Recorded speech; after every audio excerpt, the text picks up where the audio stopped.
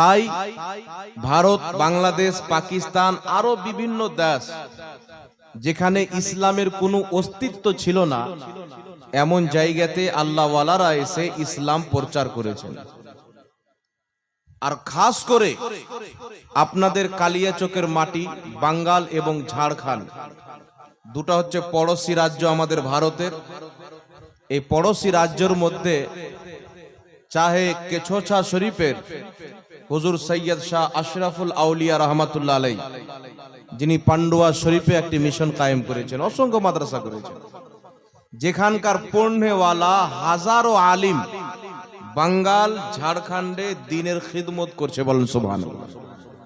তারপরে হুজুর মাসরুরে মিল্লাত রহমাতুল্লাহ আলাই কাটরা শরীফের, তিনি অসংখ্য মাদ্রাসা তৈরি করেছেন, যেমন শাহিদাপুর, মিল্কি, দরিয়াপুর, বিভিন্ন মাদ্রাসা তৈরি করেছেন, যেখানে পড়নেওয়ালারা আজ দ্বীন ও সুন্নিয়াতের খিদমত শুধু বাঙ্গাল আর ঝাড়খণ্ডে নয়, পুরো ভারত হিন্দুস্তানে করছে, বলেন সুবহানাল্লাহ। তো আমাদের যিনারা বুজরুগানে দ্বীন ছিলেন, হক্কানি পীর ও মুর্শিদ ছিলেন, তারা নিজের জীবনকে দ্বীনের খিদমতের জন্য বিলিয়ে দিয়েছে। আর বড় বড় যারা আল্লাহর ওয়ালা, তারা নিজের সন্তানকে, নিজের জানশীনকে নিজের মৃত্যুর পূর্বে একটি নসিহত করেছিলেন যে দুনিয়া ছুটলে ছেড়ে দিও, দুনিয়াতে কে আসলো কে গেল কোনো পারোয়া করিও না, কিন্তু মাসলাকে আলা হযরতের দামান যতদিন বাঁচবে ততদিন শক্ত করে ধরে রাখবে। কারণ বর্তমান জামানাতে যদি 72 জাহান্নামী ফিরকা থেকে জান্নাতি ফিরকাকে কেউ চিনতে চায়, কেউ জানতে চায়, তাহলে সেই ব্যক্তি আলা হযরতের নামের নারা লাগিয়ে দিবে, যাদের চেহারা খুশি হয়ে যাবে তারাই হচ্ছে জান্নাতি। সুবহানাল্লাহ, নারায়ে তাকবীর, নারায়ে রিসালাত, নারায়ে রিসালাত, মাসলাকে আলা হযরত, মাসলাকে আলা হযরত, বস্তি বস্তি করিয়া করিয়া, বস্তি বস্তি করিয়া করিয়া, ইলম का दरिया, फैज का दरिया, नाराए तकबीर, नाराए इस्लाम। তাই আমাদেরকে আগে সর্বপ্রথম জানতে হবে যে মাসলাকে আলা হযরত কাকে বলে। যেই ব্যক্তি মাসলাকে আলা হযরতের নারা লাগালো, ইমাম আহলে সুন্নাতের জামানায় 1200 হিজরিতে যতগুলো তাওহীন, ওয়াহাবি, দেওবন্দি, খারিজি আল্লাহ এবং তার রাসূল, তার সাহাবার করেছে, সমস্ত বেয়াদবির জবাব হচ্ছে মাসলাকে আলা হযরত। জোরে বল সুবহানাল্লাহ। তাই মাসলাকে আলা হযরতের স্লোগান কেন আসলো? মাসলাকে আলা হযরত শব্দটি কেন হলো?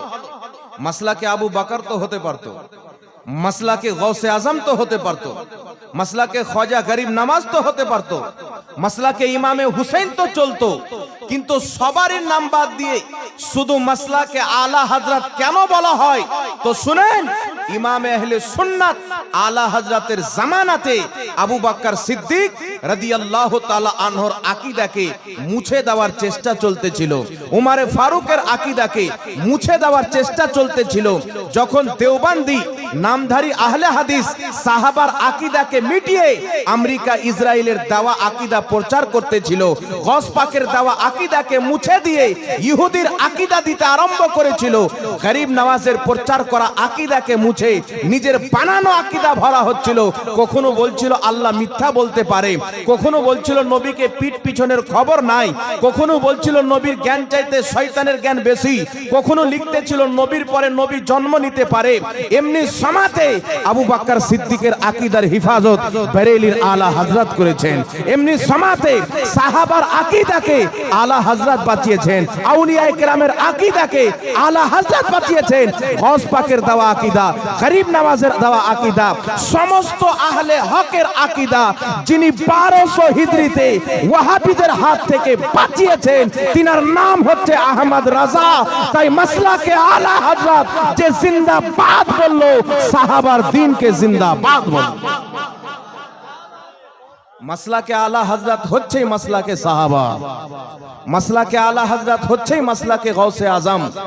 আপনি সাহাবার ইতিহাস পড়েন, সাহাবার ওটাই আকীদা যেটা কোরআন ও হাদিসের আকীদা। আর জোরে বলতে হবে, যেটা সাহাবার আকীদা, ওটাই হচ্ছে কোরআনের আকীদা, ওটাই হচ্ছে হাদিসের আকীদা। তো কোরআন এবং হাদিসের আকীদা কি? পবিত্র কোরআন পড়েন, এই কোরআনের মধ্যে লেখা আছে আল্লাহর চাইতে বড় সত্যবাদী কেউ হতে পারে না। জোরে বলতে হবে। এই কোরআনে লেখা আছে মিথ্যা বলা পাপ, লানাতাল্লাহি আলাল কাযিবিন। আল্লাহ বলছেন মিথ্যুকদের প্রতি আল্লাহর লানাত। তাহলে মিথ্যুকদের প্রতি আল্লাহর লানাত কেন বলা হলো? বুঝা গেল মিথ্যা বলা পাপের কাজ, মিথ্যা বলা আইব, মিথ্যা বলা গুনাহের কাজ। হাদিস শরীফের মধ্যে মিথ্যুকদের প্রতি লানাত এসেছে। লানাত আসার কারণ কি? যে মিথ্যা বলা হচ্ছে পাপ। আল্লাহ পাপ করতে পারে? কথা বলতে হবে। তো আল্লাহ মিথ্যা বলতে পারে? আল্লাহর জন্য কিছু জিনিস মহল, আল্লাহর জন্য নিজের মতন একজন আল্লাহ তৈরি করা মহল, মানে হতেই পারে না। আল্লাহ যখন বানিয়ে দিবে তখন সে আর আল্লাহ থাকবে না। কথা বুঝে এসছি গেছেনি বাবা? তেমন মিথ্যা বলা মহল, চুরি করা মহল, ব্যভিচার করা আল্লাহর জন্য মহল, অত্যাচার করা আল্লাহর জন্য মহল। কিন্তু আপনি তাজ্জুব হবেন, দেওবন্দি জামাতের প্রতিষ্ঠাতা কাসিম নানতাবি, যার পিঠের উপরে হাত দিয়ে থাপথাপি মেরেছিল গায়ের মুকাল্লিদরা, সে নিজের কিতাব ফাতাওয়া রশিদিয়ার মধ্যে লিখলো যে মিথ্যাও আল্লাহ পাকের কুদরতে আছে, আল্লাহ মিথ্যা বলতে পারে। তো কোরআনের খেলাফ আকীদা যখন দেওয়া হলো, যেটা কোরআনের খেলাফ আকীদা ওটাই হচ্ছে সাহাবার খেলাফ, ওটাই হচ্ছে গওস পাকের খেলাফ, ওটাই হচ্ছে ইমাম বুখারীর খেলাফ, ওটাই হচ্ছে ইমাম মুসলিমের খেলাফ, ওটাই হচ্ছে তিরমিজির খেলাফ, ওটাই হচ্ছে ইমাম ইবনে মাজার খেলাফ। তো আমি আল্লাহর কসম খেয়ে বলতে পারি, ইমাম আহলে সুন্নাত একজন ব্যক্তি ওই সমাতে কলম তুললেন আল্লাহ পাকের সত্য হওয়ার পক্ষে, এত দলিলের আম্বার কায়েম করে দিলেন যে কিয়ামত পর্যন্ত জমিন ফেনা হবে, আসমান ফেনা হবে, কিন্তু আল্লাহর পক্ষে মিথ্যা বলা সম্ভব প্রমাণ করা যাবে না। জোরে বলেন সুবহানাল্লাহ। তো ওই সমাতে যখন রশিদ আহমদ গাঙ্গুহি লিখলো তবলিগি জামাতের প্রতিষ্ঠাতা ইলিয়াস কান্দাওয়ালির পীর, আল্লাহ মিথ্যা বলতে পারে, সাহারানপুর খামোশ, কাদিয়ানি চুপ, খারিজি চুপ, মওদুদি চুপ, আহলে হাদিস পিঠের উপরে হাত দিয়ে চাব্বাসি দিচ্ছে, ঠিক লিখেছো ঠিক। কিন্তু একজন ব্যক্তি যিনার নাম হচ্ছে আলা হযরত, এই সুন্নি মুসলমান নিজের কিসমতের নাজ করেন যে তোমাদের ইমাম আল্লাহর গুস্তাখ নয়, আল্লাহর গুস্তাখদের যিনি দাঁত ভেঙেছেন তিনি হচ্ছে তোমাদের ইমাম। সুবহানাল্লাহ। এটা আমাদের অহংকার যে আলা হযরতের মতন ইমাম পেয়েছি। ইবনে তাহমিয়ার মতন গুস্তাখে রাসূল, গুস্তাখে আহলে বাইত আমাদের ইমাম নয়। কাসিম নানতাবির মতন গুস্তাখে রাসূল আমাদের ইমাম নয়। আল্লাহর শুকরিয়া আদায় করেন যে আলা হযরতের মতন আমরা ইমাম পেয়েছি, যিনি শিরকের বিপক্ষে কলম চালিয়েছেন, বিদআতের বিপক্ষে কলম চালিয়েছেন। ইমাম আহলে সুন্নাত নবী এবং সাহাবার দ্বীনকে পৃথিবীর মাটিতে কায়েম করেছেন। তাই উলামা আহলে সুন্নাত বলেন, বর্তমানে যারা মাসলাকে আলা হযরতকে মেনে নিল তারাই নবী মুস্তাফার দ্বীনকে মেনে নিল। বল সুবহানাল্লাহ। তাই ব্রাদার ইসলাম, আকিদাতুত তাহাবি, যিনি আকিদার ইমাম, আকিদার উপরে কিতাব লিখেছেন, আকিদাতুত তাহাবির মধ্যে স্পষ্ট লেখা আছে যদি কোনো ব্যক্তি বলে আল্লাহ মিথ্যা বলতে পারে ওই ব্যক্তি কাফির। কারণ মিথ্যা বলা আইব আর আল্লাহ মিথ্যা থেকে পাক। এখন রবিউল আউয়াল মাসের চাঁদ, এখন ওয়াহাবিদের চুলকানি উঠেছে, 12 রবিউল আউয়াল মিলাদুন নবী পালন করা বিদআত। কেউ বলবেন নাজায়েজ, দলিল লাগবে কোথায় থেকে? বলছে বুখারী থেকে দলিল দাও, মুসলিম থেকে দলিল দাও। তো দলিল তোমাকে কেন দেবো? তুমি তো মুসলমান নয়। আরে বুখারীর দলিল কার জন্য প্রযোজ্য? মুসলমানের জন্য। বুখারী শরীফ কার জন্য গ্রহণযোগ্য? মুসলমানের জন্য। কোরআনের দলিল মুসলমানের জন্য, হাদিসের দলিল মুসলমানের জন্য। তোমার বাপ দাদা লিখেছে আল্লাহ মিথ্যা বলতে পারে, এই কথা লিখে কুফরি করে কাফির হয়েছে, তার দামানকে ধরে চলো। তোমাদের তো ঈমান নাই। যার ঈমান নাই, নবী আসলে কি আর না আসলে কি? যার ইমাম আছে সে খুশি হবে যে নবী এসেছেন, মানে আল্লাহর সবচাইতে বড় নিয়ামত এসেছে। জোরে বল সুবহানাল্লাহ। তাই বিরাদর ইসলাম, আমি আপনাকে বুঝাতে চাই মাসলাকে আলা হযরতের নারা কেন লাগছে। মাসলাকে আলা হযরত এটা রেজভি সিলসিলার মুরিদদের বাপের প্রপার্টি নয়। এটা কোনো আশরাফির প্রপার্টি নয়, এটা কোনো কালেমির প্রপার্টি নয়, এটা কোনো কাদরি, চিশতি, সোহরওয়ার্দী, নকশবন্দির ব্যক্তিগত বানানো নয়। মাসলাকে আলা হযরত কিয়ামত পর্যন্ত যারা সুন্নি হবে, মাসলাকে আলা হযরত তাকে মানতেই হবে। বলুন সুবহানাল্লাহ। মাসলাকে আলা হযরত হচ্ছে সুন্নিদের। কেউ যদি বলে মাসলাকে আলা হযরত মানি না, হচ্ছে টুন্নি। বাত সমঝে? ও হচ্ছে টুন্নি। আর সুন্নির মধ্যে ভেজাল আছে, কারণ মাসলাকে আলা হযরত মানে আল্লাহ মিথ্যা থেকে পাক। মাসলাকে আলা হযরত সর্বশ্রেষ্ঠ আল্লাহর সৃষ্টিতে জ্ঞানী নবী মুস্তাফা। মাসলাকে আলা হযরত নবীর পরে নবী জন্ম নিতে পারে না। মাসলাকে আলা হযরত নবীর সম্মান বড় ভাইয়ের মতো না, আল্লাহর পরে সবচেয়ে বেশি করতে হবে। মাসলাকে আলা হযরত নবী মরা নয়, তু জিন্দা হে ওয়াল্লাহ, তু জিন্দা হে ওয়াল্লাহ, মেরে চশমে আলম সে চুপ জানে वाले। মাসলাকে আলা হযরত নবীর সম্মান বড় ভাইয়ের মতো নয়, নবীর সম্মান হচ্ছে আল্লাহর পরে সর্বশ্রেষ্ঠ। মাসলাকে আলা হযরত নবীর ওসিলা চলবে না, এই আকীদা নয়। মাসলাকে আলা হযরত মানে হচ্ছে ও जो ना थे तो कुछ ना था, वो जो ना हो तो कुछ ना हो, जान है वो जहान की, जान है तो जहान है।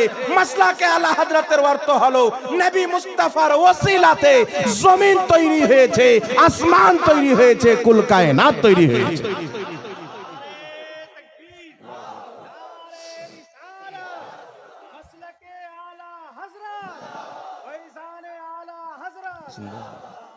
তাই বিরাদর ইসলাম, মাসলাকে আলা হযরত আগে আমাদেরকে বুঝতে হবে। আমি রেফারেন্স দিচ্ছি কয়েকটি কিতাবের। একটা বাচ্চা পর্যন্ত বুঝে নিবে যে এটা কত বড় বেয়াদবি, গুস্তাখি। আমি আপনাদের সম্মুখে কয়েকটি হাওয়ালা দিচ্ছি। কিতাব আমার গাড়িতে রাখা আছে, এখানে আনা হয়নি তাই দেখাচ্ছি না। আর কালিয়াচক এলাকা আমার দেখানোর প্রয়োজন নাই, কারণ এখানকার লোক এমনিতেই ইমানে তাগড়া। কথা বুঝে এসে আসেনি বাবা? যাদের ইমানের জং লেগে গেছে ওই জায়গাতে গিয়ে দেখিয়ে জংটা ছুটিয়ে পরিষ্কার করতে হয়। আর কালিয়াচক এলাকাতে পীর মাশাইখ আউলিয়ায়ে কেরামের ফয়েজ রয়েছেন যে এই মাটিতে হাফিজে মিল্লাত এসেছেন, এই মাটিতে মুফতি আজমও এসেছেন। তো এখানে আমি রেফারেন্স দিয়ে দিচ্ছি। অনেক মিডিয়ার ভাইরা এসে দেখছেন, এরা ছাড়বে। কেউ আমার রেফারেন্স ভুল প্রমাণ করতে পারলে আমার বিরুদ্ধে ভিডিও বানাক, আমার ভুলকে ধরুক, বাপের বেটা যদি থাকে। তো কথা হচ্ছে আলা হযরত, মাসলাকে আলা হযরত কেন?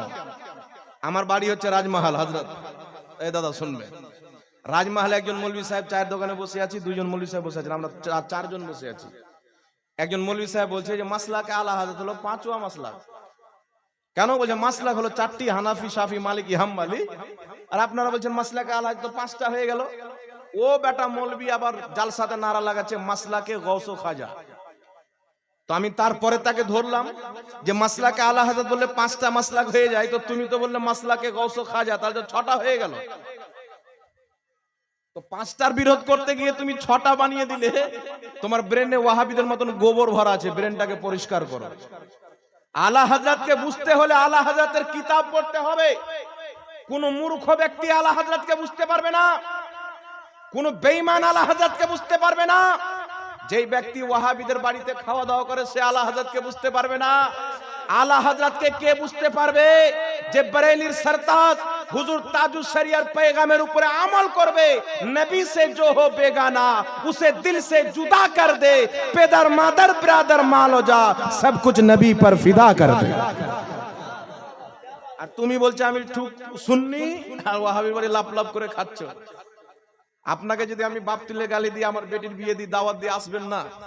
যে ওয়াহাবি নবীকে গালি দিয়েছেন তার বাড়ি খাচ্ছেন, আল্লাহর নবীকে মুখ কি দেখাবেন? কথা বুঝে এসছি আসেনি বাবা? তো কটি রেফারেন্স দিচ্ছি, একটু লক্ষ্য করে শুনেন। আচ্ছা বলেন তো বাবা, দেওবন্দীদের গুরু রশিদ আহমদ গাঙ্গোহী যখন লিখলো ফাতাওয়া রশিদিয়ার মধ্যে এবং বারাহিনে কাতিয়ার মধ্যে খলিল আহমদ আম্বেটি লিখলো যে আল্লাহ মিথ্যা বলতে পারে, তো এই যে আল্লাহ মিথ্যা বলতে পারে, এই তাওহীন কি আলা হযরতের তাওহীন ছিল? এটা কি কোনো পীরের অপমান ছিল? এটা কি কোনো ব্যক্তির অপমান ছিল? এই অপমানটা ছিল আল্লাহর। কাকে অপমান করতে চেয়েছিল? কার তৌহিন করেছে? আল্লাহর। দেওবন্দ মাদ্রাসার প্রতিষ্ঠাতা কাসিম নানতাবি নিজের কিতাব তাহজুরুন নাস 14 নম্বর পৃষ্ঠার মধ্যে লিখছেন, বিল ফরজ अगर बाद जमानाए नबवी कोई नया नबी पैदा हो फिर भी खातिमियत मुहम्मदी में कुछ फर्क ना आएगा। বলছেন যদি মেনে নেওয়া হয় যে আমাদের নবীর পরে নতুন নবী জন্ম নিবে, তবু আমাদের নবীর শেষ নবী হওয়াতে কোনো তফাৎ ঘটবে না। আমাদের নবীর পরে যদি নতুন নবী জন্ম নেয়, তাহলে আমাদের নবীর শেষ নবী হওয়াতে তফাৎ ঘটবে কি ঘটবে না? জোরে বলতে হবে। আর আমি আমার বাপের ছোট বেটা, শেষ বেটা, আখেরি বেটা, আমার পর আর কোনো বেটা আসবে না। মা অপারেশন করে নিয়েছে, ধরে আমার পরে কোনো বেটা হবে না। হঠাৎ করে ডাক্তার বলছে অপারেশন কামিয়াব হয়নি, এখন তোমার বাচ্চা হয়ে যাবে। তো আমার বাপ বলছে তাহলে একটা বাচ্চা আরো নেবো, কিন্তু লাস্ট বেটা জাহাঙ্গীর মৌলভী থাকবে। এটা কেউ মানবে? তো আমাদের নবীর পরে যদি নতুন নবী জন্ম নিয়ে নেয়, তাহলে শেষ নবী আমাদের নবী কোথায় থাকলো? এ থাকবে। যখন আল্লাহ বলে দিয়েছেন খাতামুন নবিয়্যিন, আমার নবীর পরে কোনো নবী নাই, আমার নবী বলছেন লা নবিয়্যা বাদি, আমার পরে কোনো নবী নাই, তো আগার মাগার বলা চলবে না। যেই ব্যক্তি বলবে নবীর পরে নতুন নবী জন্ম নিতে পারে, কুরআনের বিপক্ষে, হাদিসের বিপক্ষে আকীদা করার কারণে সঙ্গে সঙ্গে ওই ব্যক্তি কাফির ও মুরতাদ হয়ে যাবে। যখন দেওবন্দ মাদ্রাসার প্রতিষ্ঠাতা লিখলো, পাকিস্তানের কাদিয়ানের গোলাম আহমদ কাদিয়ানি রাস্তা পেয়ে গেল।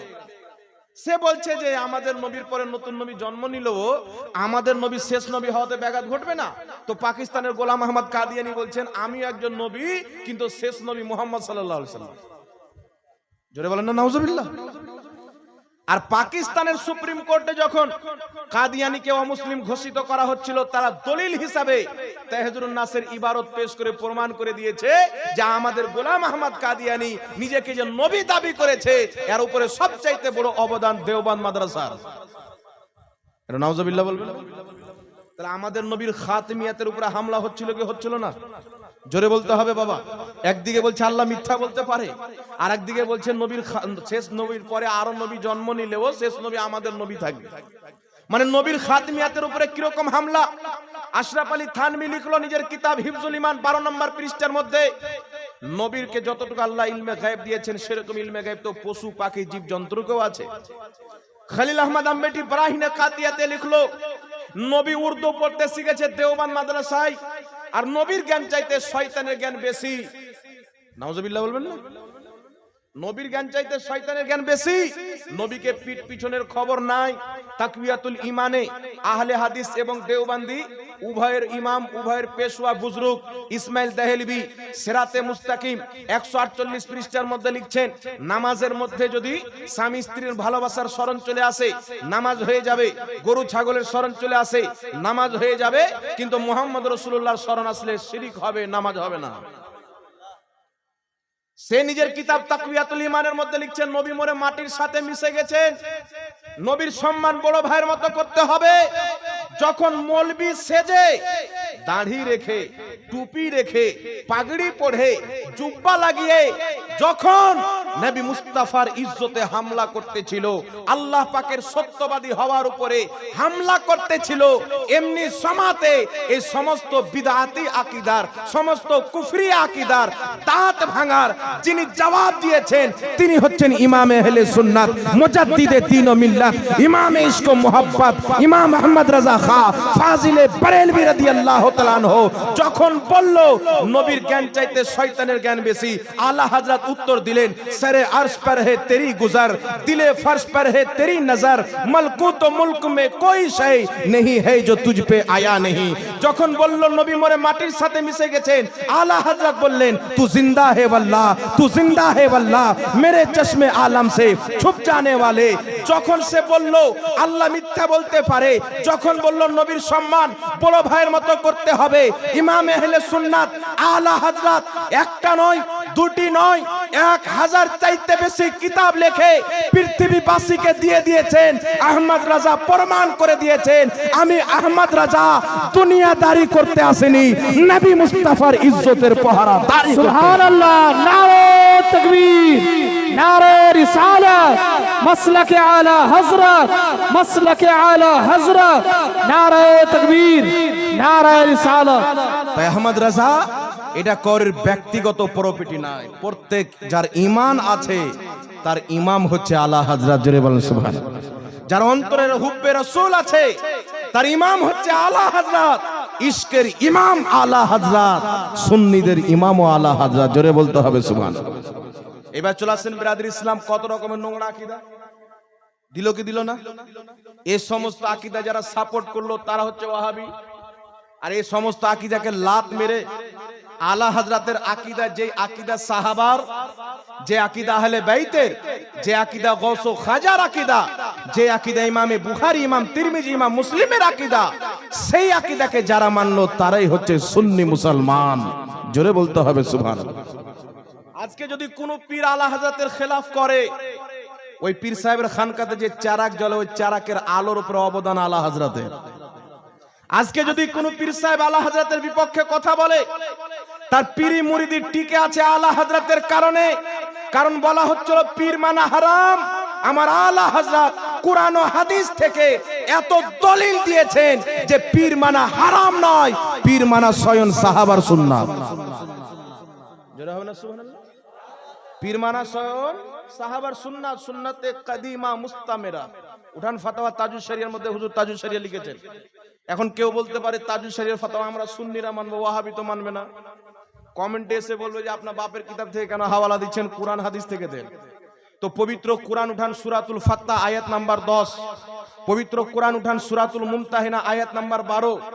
আল্লাহ বলছেন, মাহবুব যারা তোমার হাতে বাইত গ্রহণ করলো তারা আমি আল্লাহর হাতেই বাইত গ্রহণ করলো। সূরা মুমতাহিনা আয়াত নাম্বার 12 এর মধ্যে আল্লাহ বলছেন, মাহবুব যে মহিলাগুলো তোমার হাতে বাইত হতে আসছে তাদেরকে ফিরিয়ে দিও না, তাদেরকেও বাইত করো। তো মেয়েদের বাইত হওয়া কোরআন পাকে আছেন, সাহাবা পুরুষদের বাইত হওয়া কোরআন পাকে আছেন। কারণ সাহাবা নবীর হাতে বাইত গ্রহণ করেছেন, সাহাবাগণের স্ত্রী ও পর্দার আড়াল থেকে নবী মুস্তাফার হাতে বাইত গ্রহণ করেছেন। জোরে বলতে হবে সুবহানাল্লাহ। উঠান বুখারী মুসলিম অসংখ্য কিতাবের মধ্যে হাদিস পাবেন। হযরত ওমর ফারুক গিয়ে বলছেন আবু বকর সিদ্দিককে, আপনি হচ্ছেন উত্তম ব্যক্তি, আপনি আমাকে মুরিদ করেন, বাইত করেন। তিনি তিনার বাইত গ্রহণ করেছেন। হযরত তালহা রাদিয়াল্লাহু তাআলা আনহু জিদ্দর ময়দানে লহুলাহান হওয়ার পর হযরতে আলীর গোলামকে বলছেন, আমি হযরতে আলীর বাইত গ্রহণ করলাম, তার মুরিদ হয়ে গেলাম। হযরতে আলীর কাছে যখন খবর গেল, হযরতে আলী বললেন, তালহার অতক্ষণ পর্যন্ত জান্নাতে যাওয়াকে আল্লাহ গ্রহণ করেনি যতক্ষণ পর্যন্ত তালহা আমার মুরিদ হয়ে যায়নি। জোরে বলেন সুবহানাল্লাহ। আর একটু জোরে বলেন না। তো ঈমানটাই বাস্তব কিনা গ্যারান্টি নাই, তাহলে পীর মুরিদি থাকতো বাবা। তাহলে প্রত্যেক খানকার উপরে আলা হযরতের ইহসান, প্রত্যেক পীরের উপরে আলা হযরতের ইহসান, সবচাইতে বড় প্রত্যেক ইমানদার মুসলিমের উপরে ইমামে আহলে সুন্নাতের ইহসান আছে। জোরে বলতে হবে সুবহানাল্লাহ। এবার চলে আসেন বিরাদর ইসলাম, আলা হযরত রাদিয়াল্লাহু তাআলা আনহুকে যদি বুঝতে চান তো মুফতি ওয়াইজুল হক মিসবাহি সাহেব কিবলা আমাদের রাজমহলে দীর্ঘদিন আপনাদের আলীপুর মাদ্রাসায় থেকেছেন, খালতিপুর মাদ্রাসাতেও থেকেছেন, এখানে সবাই উলামায়ে কেরাম চিনেন। তিনি একটি কিতাব লিখেছেন আলা হযরতের জীবনী। কিতাবটি যাবেন কালিয়াচকে, যেগুলো বুকডুপু আছে সেগুলো তো পেয়ে যাবেন। এই কিতাব পড়বেন, আলা হযরতের ব্যক্তিত্ব কাকে বলে আপনি বুঝে যাবেন। একজন মাস্টার ওয়াহাবি তবলিগি জামাতে গিয়ে গিয়ে পচে সরে গেছে, আমার সাথে বন্ধুত্ব হলো, আলা হযরতের ব্যাপারে উল্টা সিধা বলছেন। আমি বলছি আপনাকে একটা কিতাব দেবো, কিতাবটা পড়বেন, তারপরে কোনো মন্তব্য করবেন। আমি তাকে একটি কিতাব দিলাম আলা হযরতের জীবনী। সেই কিতাব পড়ে এসে বলছেন, আমি আলা হযরতকে কত কি বলেছি, আল্লাহ আমি তওবা করছি, তিনি তো একজন মহান ব্যক্তি ছিলেন। তো কোনো ব্যক্তি যদি আলা হযরতকে গালি দেয়, কোন ওয়াহাবি হোক বা যে কোনো ব্যক্তি হোক, আলা হযরতের ব্যাপারে যদি কুমন্তব্য করে, তাহলে বুঝে নেবেন এ জাহিল, আলা হযরতের ব্যাপারে কিছু পড়েনি। আর এখন তো এত জাহিল বেরিয়েছেন, বলছে আলা হযরত বলা যাবে না। কেন বলা যাবে না? বলছে আবু বকর সিদ্দিক হযরত, নবী হযরত মুহাম্মদ রাসূলুল্লাহ, গসপাক হযরতে আব্দুল কাদের জিলানী, খ্বাজা মঈনুদ্দিন চিশতিকে হযরতে খ্বাজা মঈনুদ্দিন চিশতি, নবীকে হযরত, সাহাবাকে হযরত, আর তোমাদের আলা হযরতকে আলা হযরত। যুক্তি দেখছেন বাবা? যুক্তিটা বুঝতে পারলেন? এবার কিছু লোক কি মনে করবেন যে আসলে তো সাহাবাকে শুধু হযরত বলা হয়, আর আহমদ রাজা রহমাতুল্লাহ আলাইহিকে আলা হযরত কেন, আবু বকরকে কেন বলা হলো না, উমরকে কেন বলা হলো না? একজন আহলে হাদিস ফোন করেছে ওয়াহাবি, আসলে তো আহলে হাদিস নয়, আহলে কবিস। কথা বুঝছেন কি না? হাদিসের হও মানে না, তেও মানে না। এই ব্যক্তি বলছে এই যুক্তি আমাকে দিচ্ছে আলা হযরত বলা হারাম। দলিল আবু বকর সিদ্দিককে আলা হযরত বলা হয় না, রাসূলকে বলা হয় না, আর আপনাদের মৌলবীকে আলা হযরত। ইনি কি নবী চাইতে বড়? ইনি কি আলা হযরত? ইনি কি সাহাবা চাইতে বড়? তো আমি তাকে বললাম যে ইবনে তাহমিয়াকে তোমরা কি বলো? ইবনে তাহমিয়াকে তোমরা বলো শাইখুল ইসলাম। বলে কি বলে না? যারা গায়র মুকাল্লিদ ওয়াহাবি এরা ইবনে তাহমিয়াকে বলছে শাইখুল ইসলাম। তো আমি বললাম হযরত আবু বকর, হযরতে মুহাম্মদ সাল্লাল্লাহু আলাইহি সাল্লাম, সাহাবাকে হযরত, নবীকে হযরত, আর তোমার বাপ ইবনে তাহমিয়াকে শাইখুল ইসলাম। ইসলামের শেখ, তো ইসলামের শেখ তোমার বাপ ইবনে তাহমিয়া না নবী? কথা বুঝে শিখাসিনি বাবা? তো বলছে হুজুর এটা আমরা নবীর মোকাবলাতে বলিনি। কার মোকাবলাতে বলেছে? বলছে উনার জামানায় উনি বড় শেখ ছিলেন, তাই উনাকে শাইখুল ইসলাম বলা হয়। তো আমি বললাম আমরা যে আলা হযরত বলেছি তো কোন সাহাবীর মোকাবলাতে নয়, আমরা আলা হযরত বলেছি উনার জামানায় যত আলিম ছিলেন সবচাইতে উনি বড় ছিলেন, তাই আলা হযরত। লাকে বলিয়ে না সুবহানাল্লাহ। কথা বুঝে এসছি আসেনি বাবা? আর একজন ব্যক্তি বলছেন আলা হযরত, আর আলা মানে সবচাইতে বড় তো আল্লাহ, আর তোমার মৌলবীকে বলছে আলা হযরত, এটা শিরিক। মানে ওয়াহাবি শিরিক কাকে বলে এদের 14 গোষ্ঠী বোঝে না, বিদাত কাকে বলে এটাও বুঝে না। শিরিক আর বিদাত যে কোন জিনিস, কাকে বলে, বিদাতের কয় প্রকার এটাও বুঝে না। নচেত কেউ যদি কোনো আল্লাহ ওয়ালার কবরকে চুমুন দেয় একে কোনো শিরিক বলে? জি শিরিক বলবে? একটা ভিডিও দেখলাম, বাংলাদেশে একটা মহল্লা আছে, ওই মহল্লা একটা মাদ্রাসায় পরিবেশ করছে, তো মাদ্রাসায় তালবে ইলমরা তার পা কদম বসি করছে আর সালাম দিচ্ছে। তো কদম বসি করছে, তো একটা মৌলবি বলছে এই কদম বসি করা হারাম। কে বলছে শিরিক। শিরিক হওয়ার কারণ কি? বলছে মাথা ঝুঁকে গেল। তো যদি মাথা ঝুঁকলি শিরিক হয় তাহলে প্রত্যেক লামাযহাবি মুশরিক, প্রত্যেক ওয়াহাবি মুশরিক তাদের ফতোয়া অনুযায়ী। কেন? তারা চাপ্পাল পরে তো ঝুঁকে কি ঝুঁকে না? কথা বলেন। চাপ্পাল পরে তো ঝুঁকে কি ঝুঁকে না? আরে বেল্ট ওয়ালা চাপ্পাল পরে না এই যুবক ভাইরা? বেল্ট খুলতে গেলে ঝুঁকতে হবে, বেল্ট বাঁধতে গেলে ঝুঁকতে হবে, তাহলে ওরা বাঁধে কি বাঁধে না? ওদের বাড়ির মহিলারা, মা বোনেরা, আমাদের মা বোনেরা, ওদের বাড়ির মা বোনেরা ঝাড়ু দেয়, তখন ঝুঁকে কি ঝুঁকে না? তাহলে তো ওদের মহিলারাও মুশরিক হলো কি হলো না? কথা বলেন। এখন বলবে হুজুর আমরা যে চাপ্পাল পরতে ঝুঁকি, তো আমাদের নিয়াত সাজদার থাকে না, আমাদের নিয়াত থাকে যে চাপ্পাল পরতে ঝুঁকছি। আমি বললাম দাজ্জাল কানা যারা কোনো পীর মুর্শিদ মা বাপের কদম বসি করে, হক্কানি আলিমের কদম বসি করে, তারা তাকে খোদা মনে করে ঝুঁকে না, তার সম্মান অর্থে ঝুঁকে। কদম বসির নিয়তে ঝুঁকে, ইবাদতের নিয়তে নয়। ইবাদতের নিয়তে ঝুঁকে না। আর প্রত্যেক ঝুঁকাকে যদি শিরিক বলো, তোমরাও কোথাও না কোথাও ঝুঁকেছো, তো তোমাদের মধ্যে তো কেউ মুসলমান নাই, সবাই মুশরিক হবে। তো ফাতোয়া এমন দাও যাতে তুমিও বেঁচে থাকো। এমন ফাতোয়া দিও না যে তোমার 14 গোষ্ঠী আগে মুশরিক প্রমাণ হবে। এরকম আরেকটা কথা বাবা একটু শুনেলেন, বলতে গেলাম তো, তাবিজ ব্যবহার করা। বাংলাদেশে একটা গাঁজাখোর আছে কাজ্জাব বিন ইহুদি, অনেকে হয়তো দেখে হবেন, ওকে দেখলি লা হাওলা ওয়ালা কুওয়াতা পড়বে। মানে ইবলিস এখন প্রকাশ্যে এসেছে এর রূপে। এই লোকটা বক্তব্য দিচ্ছে যে তাবিজ যদি কোরআন হাদিসে হয়, কোরআন হাদিস দিয়ে যদি তাবিজ করে তবুও শিরিক। মৌলবীর জুব্বা যত বড় থাকুক, পাগড়ি যত বড় থাকুক, কোরআন দিয়ে তাবিজ করুক, হাদিসের দোয়া দিয়ে তাবিজ করুক, এই তাবিজ করাটা শিরিক হবে, করনেওয়ালা মুশরিক হবে। বাংলাদেশের দাজ্জাল কানা বলছে এর কিছু নাজায়েজ ভক্ত আছে, সুবহানাল্লাহ। আমাদের মৌলবী কি বলে দিয়েছে, মানে বড় বড় জুব্বাওয়ালা বলুক, যত বড় ইমাম মুহাদ্দিস বলুক, সব ভুল, ওর বাপ দাজ্জাল কানা যেটা বললো ওটাই ঠিক। তো কালকে বলে দিবে খালাকে বিয়ে করা যায়, ওর ভক্তরা ওটাই করবে না, কি বলে? তো বলবে ওটা কেন করবো, ওটা তো নিষেধ আছে। তো তাবিজ কোরআন হাদিসের ব্যবহার করা যায়, হাদিস শরীফে জায়েজ আছে। আবু দাউদ শরীফের মধ্যে হাদিস, তিরমিজি শরীফের মধ্যে হাদিস। ইমাম তিরমিজি হাদিস উল্লেখ করে বলছেন হাযা হাদিসুন হাসানুন, হাদিসের সনদ হচ্ছে হাসান। আর যদি কোন লামাযহাবি বলে হাসান হাদিস মানি না, তো লামাযহাবিদের বাংলাদেশের মৌলভী জাকারিয়া বলছে হাসান হাদিসকে অস্বীকার করা কুফরি। আর হাসান হাদিস থেকে প্রমাণ হযরত আব্দুল্লাহ ইবনে আমর রাদিয়াল্লাহু তাআলা আনহু নিজের ছেলের গলাতে তাবিজ লিখে ঝুলিয়েছেন। জোরে বলুন সুবহানাল্লাহ। তাহলে সাহাবা তাবিজ লিখে নিজের সন্তানের গলাতে ঝুলিয়েছেন, হাদিসটি হাসান। আর লামাযহাবীদের মৌলভী জাকারিয়া বলছে হাসান হাদিস অস্বীকার করবে কাফির। আর কাজ্জাব বিন ইহুদি বলছে যে কুরআন হাদিস দিয়ে যদি তাবিজ করে তাহলে এটা শিরক হবে। তাহলে তার ফতোয়া অনুযায়ী আব্দুল্লাহ ইবনে আমর সাহাবী রাসূল কি শিরক করেছেন? কথা বলতে হবে বাবা। আর হাসান হাদিস অস্বীকার করে তাদের ফতোয়া অনুযায়ী ঈমান আছে না কাফির হয়েছে? তাদের ফতোয়া অনুযায়ী এদের ঈমান না, আর অরিজিনালি এরা বেঈমান, এদের অন্তরে ঈমান নাই। এদের বিপক্ষে বলে কিছু লোক বলে আর কোনো কাজ নেই, খালি মৌলবীদের বিপক্ষে বলছে। তো তোমার মৌলবী যখন বলছিল নবীর মুখ দিয়ে দুর্গন্ধ বের হয়, তখন তুই কোথায় ছিলি? তোমার মৌলবী নবীর বিপক্ষে বলছে, তোমার কষ্ট হয় না, আর আমি তার বিপক্ষে বললে তোমার কষ্ট হয়। তোমার আমার মধ্যে তফাৎ হচ্ছে, তুমি তোমার নবীর কলমা, তুমি তোমার মৌলবীর কলমা পড়েছো, তাই মৌলবীকে বললে ব্যথা হয়। আমি আমার নবীর কলমা পড়েছি, নবীকে বললে ব্যথা হয়। তোমার আমার তফাৎ এটাই। আহলে হাদিস সুন্নিদের মধ্যে তফাৎ হলো তাদের মৌলবীর বিপক্ষে বললে তারা ব্যথা পায়, সুন্নিদের নবীর বিপক্ষে পেলে সুন্নিরা ব্যথা পায়। আর এটা আমাদের মাশহুর রয়েছেন মুফতি সালমান আজহারী, নাম শুনেছেন? মুফতি সালমান আজহারী কি বলছেন? আমার মাকে গালি দাও সয়ে নেব, আমার বাপকে গালি দাও, আমাকে গালি দাও, কোনো আপত্তি নাই। মুহাম্মদ রাসূলুল্লাহকে যদি গালি দাও, যেই হিসাবে ওয়ার করবে ওই হিসাবেই উত্তর দেওয়া হবে। বলেন সুবহানাল্লাহ। বান্দা জেলে চলে গেছেন লড়াই করে গুস্তাখে রাসূলের সাথে।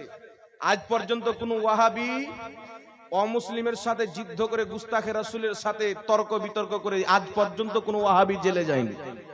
যারা গিয়েছে মরেছে সুন্নিরাই। পাকিস্তানের মুমতাজ কাদরি ফাঁসিতে ঝুলেছেন নবী মুস্তাফার ইজ্জতের খাতিরে। খাদিম হোসেন রেজভী পাও অ্যাক্সিডেন্ট হয়ে ভেঙে গেছেন, নবী নবী করতে করতে সে জীবন দিয়েছেন। মুফতি সালমান আজহারী নবীর দুশমন নরসিংহ রাও সারস্বতীর বিরুদ্ধে লড়াই করতে করতে জেলে এখন পর্যন্ত আছেন। তো এরা কারা? আহলে সুন্নাত ওয়াল জামাত, নবী মুস্তাফার ইজ্জতের পহরাদারি করে জেলে গেছে। আর ওয়াহাবিদের কি করে জেলে গেছেন? জর্জিস বলাৎকার করে জেলে গেছে। কপাল দেখছেন? আর বলছে মিলাদুন নবী পালন করব না। তোর কপালে তো নাই, দাজ্জাল কানা, তো মিলাদুন নবী কেন পালন করবি? কথা বুঝে এসে গেছিনি বাবা? তাই বিরাদর ইসলাম খবরদার থাকতে হবে। তো আমি বলতে যাচ্ছিলাম তাবিজ ব্যবহার করা মাসলাটা বলে দিই। আবু দাউদ শরীফের হাদিস, তিরমিজি শরীফের হাদিস। ইমাম তিরমিজি রাহমাতুল্লাহ আলাইহি বলেছেন হাযা হাদিসুন হাসানুন, হাদিসের সনদ হচ্ছে হাসান। ইমাম আহমদ বলছেন হাসান হাদিস হলো ইসলামের দলিল। আহলে হাদিসদের গুরু মাওলানা জাকারিয়া বলছেন কেউ যদি হাসান হাদিসকে অস্বীকার করে কাফির হয়ে যাবে। এটা তাদের ফতোয়া, আমাদের ফতোয়া বয়ান করছি না। তো হাসান হাদিস স্পষ্ট আব্দুল্লাহ ইবনে আমর নিজের ছেলের গলাতে তাবিজ ঝুলিয়েছেন। তার কারণে ইমাম কুরতুবী রাহমাতুল্লাহ আলাইহি তাফসীরে কুরতুবীর মধ্যে লিখেছেন সাইয়্যিদ ইবনুল মুসাইয়িব এবং দাহাক এবং ইবনে সিরিন রাদিয়াল্লাহু তাআলা আনহুম আজমাইন ইনারা সকলে তাবিজকে জায়েজ বলেছেন। ইমাম ইবনে হাজার আসকালানি বুখারী শরীফের সারা ফাতহুল বারির মধ্যে তাবিজ ব্যবহার করাকে জায়েজ বলেছেন। আর সবচাইতে বড় লামাযহাবীদের গুরু ইবনে তাহমিয়া নিজের কিতাব মাজমুআ ফাতাওয়ার মধ্যে লিখেছে কুরআন হাদিসের দোয়াগুলি যে বর্ণিত আছে বা আল্লাহ পাকের নাম লিখে কাগজে লিখে তাবিজ হিসেবে যদি গলাতে ঝুলাই এটা জায়েজ আছে, কোনো সমস্যা নাই। এটা কে বলছেন? আহলে হাদিসদের গুরু ইবনে তাহমিয়া। আর এক ঘান্টাল বলছে পাকিস্তানের কাজ্জাব বাংলাদেশের যে তাবিজ ব্যবহার করা শিরক। তাহলে তাদের ইবনে তাহমিয়া মুশরিক। কথা বুঝে আসছে? আর ইয়ারা ইবনে তাহমিয়াকে বলে শাইখুল ইসলাম। তো মুশরিককে শাইখুল ইসলাম বলা হচ্ছে কুফরি, মুসলমান মনে করা কুফরি। তো এদের ফতোয়া অনুযায়ী এরাই কিন্তু মুরতাদ প্রমাণ হচ্ছে। কথা বুঝে এসছে কি আসেনি বাবা? কিন্তু আলহামদুলিল্লাহ আমরা নবী এবং সাহাবার দিনকে মানি। জোরে বলতে হবে। আমাদের আলা হযরত নিজের বাপ নাকি আলী খান রহমাতুল্লাহ আলাইহির দিন প্রচার করেননি, তিনি আলা হযরত নবী মুস্তাফার দ্বীনকে প্রচার করেছেন। সাহাবার আকীদা যেইগুলিকে লামাযহাবী ওয়াহাবী মিটাতে চেয়েছিল, ইমাম আহলে সুন্নাত সেগুলোকে